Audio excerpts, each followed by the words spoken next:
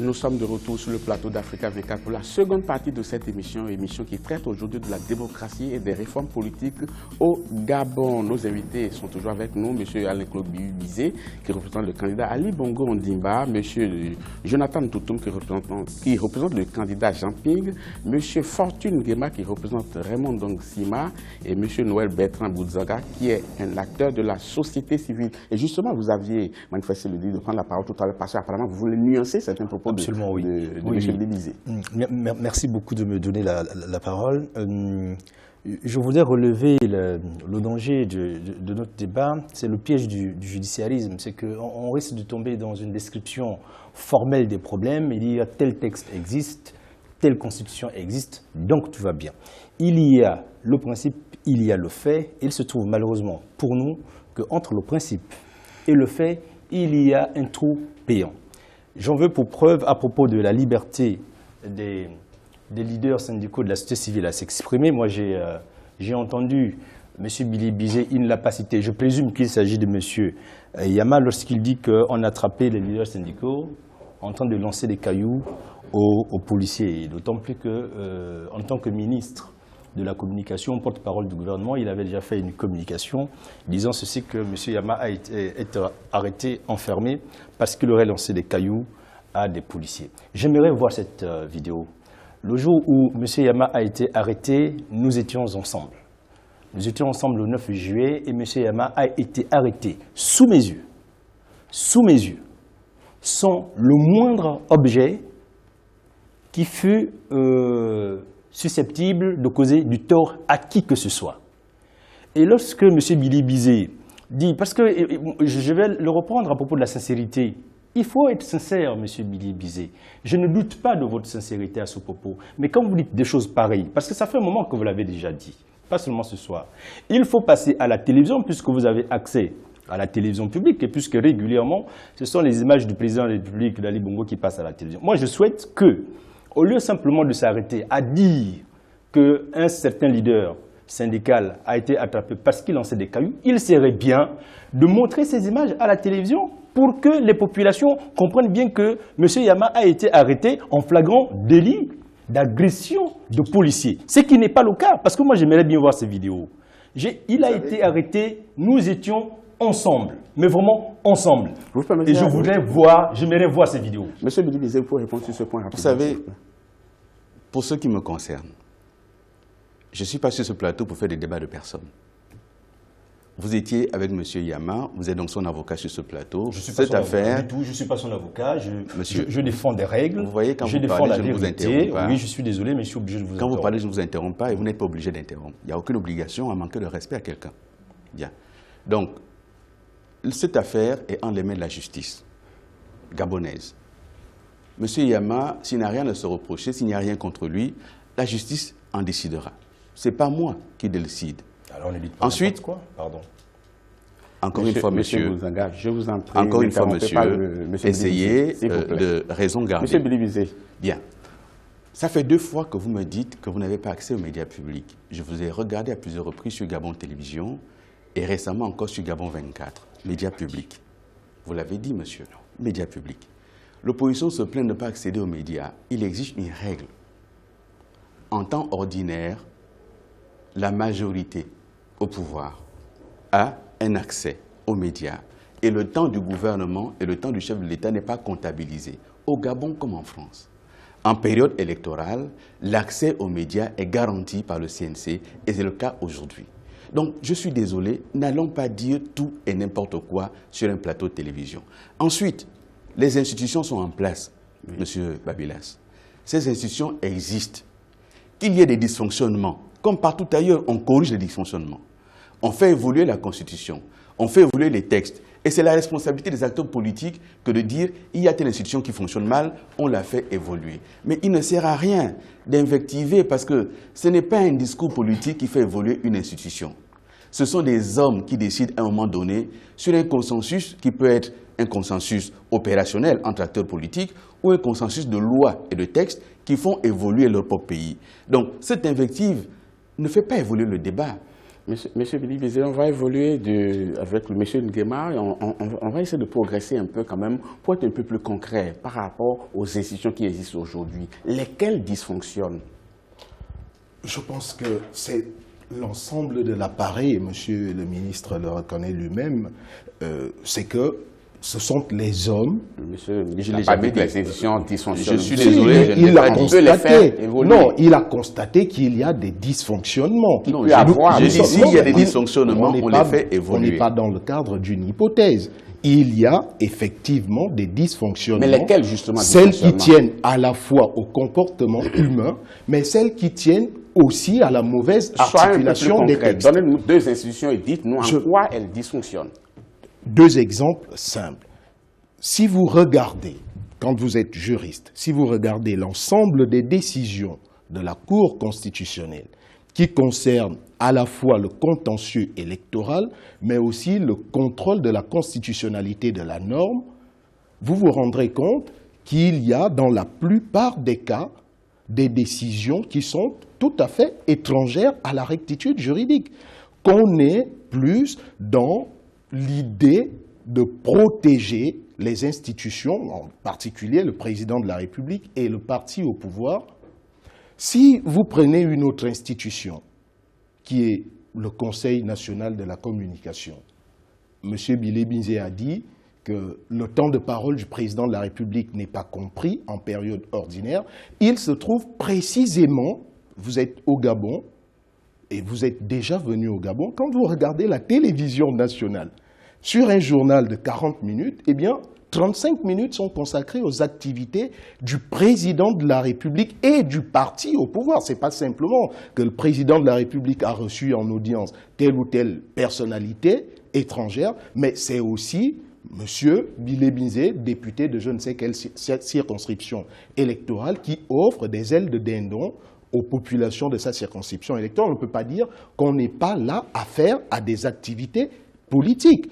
Donc, moi j'ai regardé, il n'y a pas longtemps, il y a 2 ou 3 jours, l'émission Le Débat, et c'est M. Ndonsima qui passait. Il y a une journaliste qui est un agent public, qui travaille dans le service public, qui a posé une question à M. Ndonsima. Si vous êtes président de la République, est-ce que vous consacrerez les 3, comme c'est le cas en ce moment, a-t-elle précisé, les 3/4 du temps à faire en sorte qu'on voit vos activités à la télé? M. Ndonsima a répondu très simplement, je n'ai pas à m'inviter en permanence dans les maisons des gens. Donc on a un problème sérieux dans notre pays. Je pense qu'il y a un certain nombre de gens qui ont fait... Attendez, monsieur Billy Bizet. Non, je vous interromps pas. Monsieur Nguema, finissez là-dessus. Toujours laïquement. Non, monsieur Nguema, il n'y a pas de problème à ce niveau. Il n'y a pas de problème. Finissez démonstration.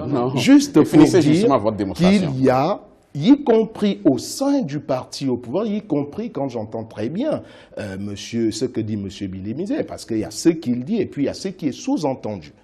Quand je l'entends, et je le comprends très bien, lui-même constate qu'il y a un certain nombre de problèmes. Eh bien, puisqu'on arrive à ce diagnostic, il serait bon que puisqu'on est dans le cadre d'une élection présidentielle, c'est cela l'objet de l'élection présidentielle, c'est-à-dire la confrontation des propositions, que chacun dise ce qu'il conviendrait de faire pour faire évoluer nos institutions. Merci, M. Nguema. Dans une démocratie normale, je m'adresse à M. Ntoum, dans une démocratie normale, le principe de séparation des pouvoirs est de mise.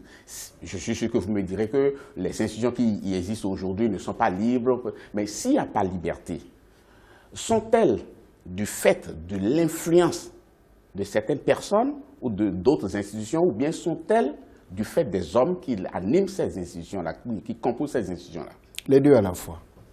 Et je pense que le poids du politique influence beaucoup sur le fonctionnement. Soyez très clair pour qu'on puisse mieux comprendre. Oui, le poids du politique fonctionne sur le fonctionnement des institutions. Oui. Je vous prends un exemple. Pour avoir les membres de la Cour constitutionnelle, 3 sont nommés par le président de la République. Il appartient au PDG. 3 sont nommés par le président de l'Assemblée nationale qui appartient au PDG.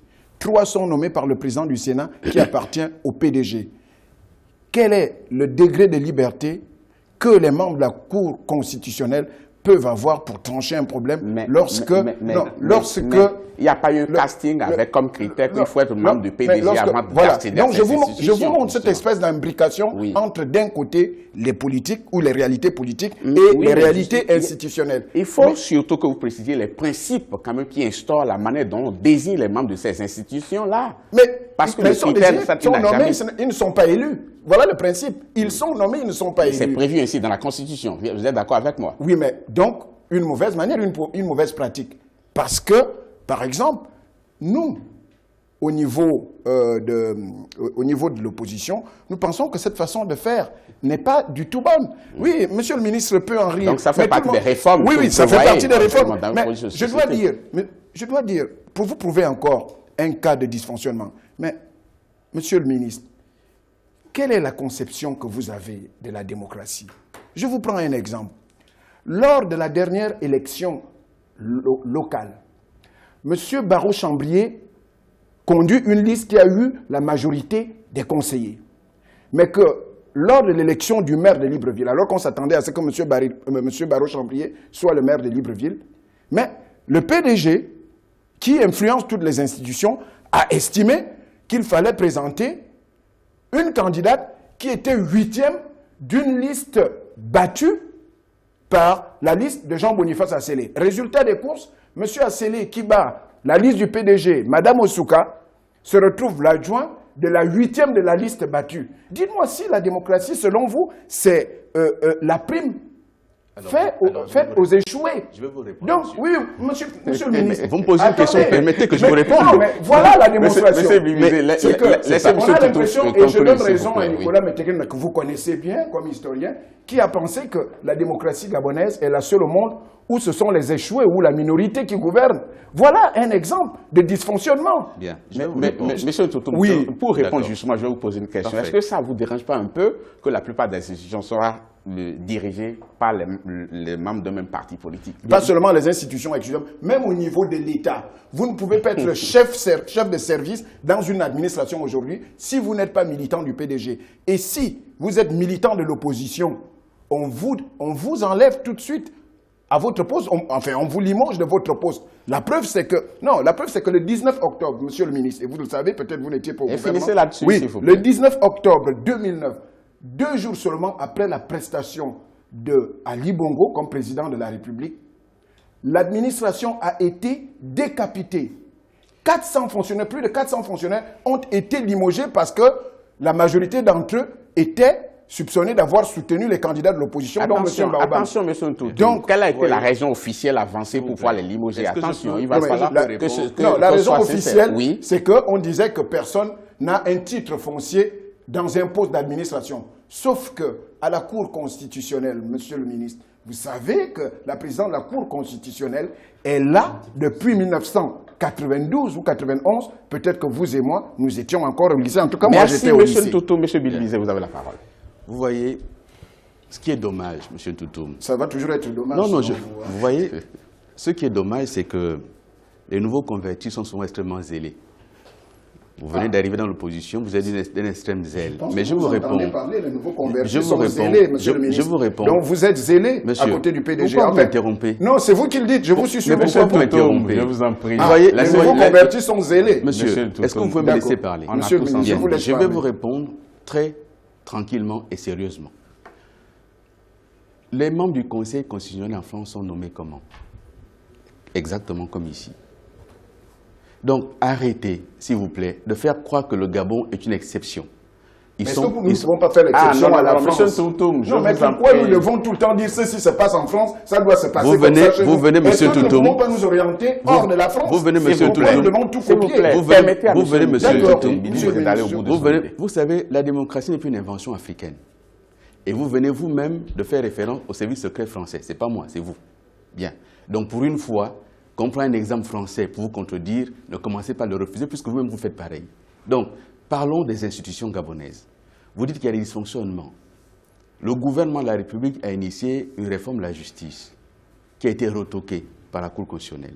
Vous avez applaudi la Cour constitutionnelle. Quand elle retoque le gouvernement, c'est une bonne cour. Quand elle retoque l'opposition, c'est une mauvaise cour. Ah ben, ça veut dire que cette cour, elle fonctionne. Première chose.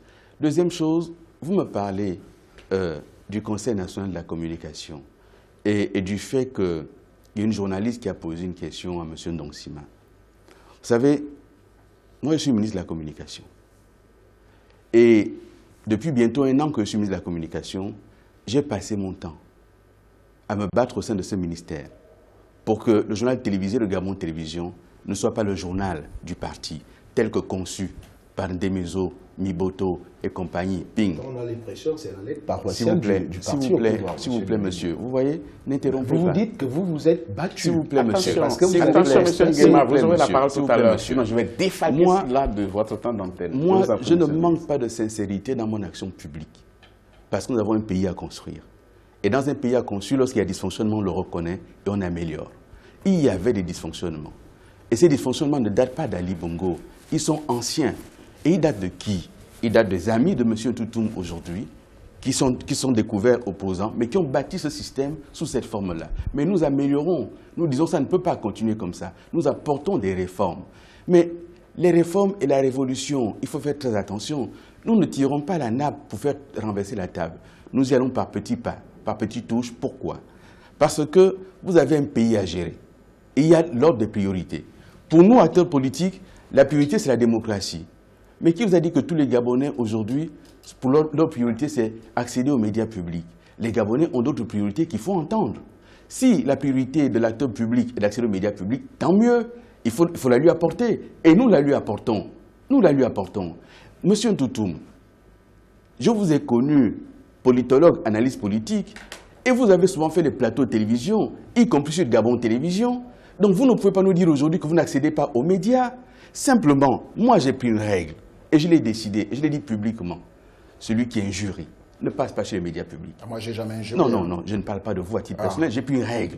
Celui qui injurie ne passe pas chez les médias publics. Point à la ligne. C'est une règle que j'assume. Si vous me dites qu'elle est mauvaise, le jour où il adviendra, la rectitude juridique. le jour où il adviendra. Monsieur Bilé-Bizé, est-ce que cette règle, est-ce que c'est une règle personnelle? Monsieur, c'est une règle inscrite dans le code de la communication. Quelle disposition? Dans le code de la communication. Quelle disposition? L'injure est interdite. C'est écrit dans le code. Non. Mais je ne suis pas là pour vous réciter, je ne suis pas juriste pour retenir les articles du code de la communication par cœur. Moi, j'ai une question par rapport à cela. Qui apprécie les injures? Qui dit telle phrase est une injure et telle phrase n'est pas une injure? Alors, il y a des instances, il y a l'instance de régulation, voilà, qui est le code, qui est le Conseil national de la communication. Il y a les instances d'autorégulation qui malheureusement ne fonctionnent pas. On a mis en place une instance d'autorégulation par des journalistes. Malheureusement, ça ne fonctionne pas. Pourquoi? Bien. Non, mais c'est par les journalistes eux-mêmes. Vous êtes ministre de la communication. Non, alors, mais pourquoi ça ne fonctionne pas? C'est de l'autorégulation. Pourquoi ça ne fonctionne pas? Je vous réponds. Bien. À la tête de cet organisme se trouvait M. Albert Yangari, qui avait pour adjoint M. Norbert Ngouamezu et qui était composé également de M. Jean-Yves Toutoum. Puisque vous connaissez le milieu gabonais, toutes ces personnalités que je viens de citer sont toutes dans l'opposition. Bien. Et elles ont donc paralysé cet organisme en invective. Parce qu'au Gabon aujourd'hui, les médias et le monde de la communication, il est scindé. La presse d'opposition... Je ne suis pas l'ami de... Non, mais je ne vous ai pas dit ça, je suis en train de répondre à une question. C'est scindé. Vous avez la presse d'opposition et vous avez la presse dite du pouvoir. Et dans ces conditions-là, un organe d'autorégulation qui serait entre les mains de gens supposés être de l'opposition ne fonctionne pas. C'est pour ça que ça ne fonctionne pas. Vous me posez une question, je vous réponds. Merci, M. Bilé-Bizé, mais j'avais posé une question à laquelle vous n'avez pas répondu. J'avais dit, est-ce que vous n'êtes pas un peu dérangé quand on vous fait souvent la remarque que la plupart des institutions sont dirigées par des gens d'un même parti? Non, vous savez, premièrement, les magistrats n'appartiennent pas au parti politique. En principe. Non, mais c'est un fait. Ils n'appartiennent pas, ils n'ont pas de carte de militant, les magistrats. Donc, lorsqu'on vient me dire que telle institution, c'est les gens du PDG, ils n'ont pas de carte du PDG. Ensuite, vous faites le procès à Mme Bouranso d'être restée là longtemps. C'est le mode de fonctionnement et de désignation prévu par la Constitution qui l'a prévu ainsi. Je suis désolé, où vous avez une présidence à vie, parce que ça existe, nommée la Cour suprême à vie, une fois nommée, il n'y a que la mort qui vous enlève de là, ça existe, c'est le cas aux États-Unis, où vous avez un système où tous les 7 ans, il y a un renouvellement. Et c'est ce qui a été adopté par la Constitution avec Ali Bongo en 2011, le renouvellement par tiers. C'est ce qui a été adopté. Commencez par consulter vos textes avant de contester sur des plateaux. Merci, M. Billy-Bizet. M. Bouzanga, oui, en observant tout ce qui a été dit justement par rapport à la réponse donnée par le ministre tout à l'heure, comme quoi ceux qui sont à la tête des institutions ne sont vraiment pas des partisans. Est-ce que vous ne voyez pas que c'est le système en lui-même qui est comme ça à la base et qu'on n'a pas enfreint aux règles de désignation de ces personnes et les règles des conditions d'exercice de leur métier là-dessus? Moi, je suis convaincu que, en entendant M. Billy-Bizet, je ne suis pas seul à en rire. Je suis convaincu que les téléspectateurs en rient. Non, M. Billy-Bizet dit ceci. Il y a un mal gabonais. Les administrations ne fonctionnent pas bien, les institutions ne fonctionnent pas bien. La faute à qui? À tous ceux qui, hier, étaient dans la majorité présidentielle, la majorité d'Ali Bongo et de son père, et qui maintenant se trouvent dans l'opposition. Je n'ai jamais dit cela. Une fois cela parti... Je ne l'ai pas dit. Je ne peux pas vous laisser le dire. Une fois cela parti, monsieur. Coupez-moi la langue. Non, je ne l'ai pas dit. Je ne vous coupe pas la langue. Mais ne dites pas ce que je n'ai pas dit. Monsieur Bouzanga, non, attention. Ne dites pas ce que je n'ai pas dit. Évidemment, je ne peux pas vous le dire. Non, évidemment, ce n'est pas exactement ce que le je n'ai pas dit. Il a rappelé à propos... de l'autorégulation de la régulation, les institutions étaient gérées par... Ce sont ses amis. C'est pas moi qui l'ai dit, c'est lui qui l'a dit. Je vous ai répondu directement sur une question simple. Vous m'avez parlé des médias. Je pensais que tout à l'heure, il avait dit que ce sont des règles. Non, je n'interromps pas, je réponds à quelque chose. Donc, il ne faut pas déformer ce qu'on dit sur un plateau. La réparation est faite. Donc voilà, je reprends en disant, voilà, le monde allait mal et il est censé bien aller maintenant. Sauf que ça fait 7 ans, le monde ne va pas mieux et M. Billy-Bizet lui-même a dit qu'il y avait des choses qui n'allaient pas bien. J'entends d'ailleurs Ali Bongo régulièrement le dire, ça ne va pas bien. Le problème, ce n'est pas faire simplement le diagnostic. Vous avez encore 1 minute. Absolument, et j'ai fini. À propos des institutions, parce qu'il faut revenir sur les institutions, vous disiez, les institutions existent, est-ce qu'elles fonctionnent correctement? Nous avons eu un cas pratique. À propos de la situation administrative d'Ali Bongo, l'acte de naissance fabriqué en 2009. Nous avons eu de sérieuses difficultés. Et là, vous allez voir que les institutions judiciaires n'ont pas fonctionné. Il fallait que la haute cour de justice soit mise en place. Elle devait être mise en place par qui? La question a été souvent posée. Parfois, j'ai rencontré même à l'époque le président de l'Assemblée nationale qui s'appelle Guizou Bandama, qui se trouve maintenant au sein de l'opposition, qui lui aussi disait on ne sait pas qui la met en place, cette haute cour de justice. Au point que l'homme sur qui porte une critique, d'accord, ne peut pas se présenter, ne peut pas être jugé. C'est une juridiction d'exception, évidemment. Mais si les responsables, les autorités politiques et administratives ne mettent pas en place cette haute cour de justice, évidemment, le tricheur continue à courir. Et nous sommes tombés effectivement dans ce cas de figure où l'acte de naissance d'Ali Bongo, la CENAP avait bien probablement raison, j'en sais tout rien parce que je ne veux pas m'aventurer à dire n'importe quoi, mais la CENAP a dit elle n'avait pas autorité à dire la vérité à propos de l'acte de naissance. Bon, j'ai entendu le récit de M. Ngonjou à propos de la validation de l'acte de naissance, il s'est passé des distorsions là-bas. Ensuite, il y a la présidente de la Cour constitutionnelle qui là aussi a dit mais il ne me revient pas à moi de dire si l'acte de naissance présenté par tel candidat est bon ou pas bon. Alors à partir du moment où toutes les institutions qui existent se désistent, tout le monde dit non, non, non, non, non, c'est probablement faux, c'est probablement pas bon cet acte de naissance. Mais il ne m'appartient pas à moi de juger. Question, quelle est donc l'institution qui doit juger un faux et usage du faux d'un chef de l'État? Si en plus ce chef de l'État ne met pas en place, ne met pas les conditions pour que la haute cour de justice se prononce sur lui. Du coup, nous sommes restés coincés, bloqués. Monsieur Bouzanga, je vais ajouter une question à votre question en disant pourquoi est-ce que la haute cour de justice n'a pas été installée? Je vais faire le tour de table tout à l'heure, mais avant, on va marquer une pause, chers téléspectateurs. Ne partez surtout pas, on vous retrouve dans quelques instants.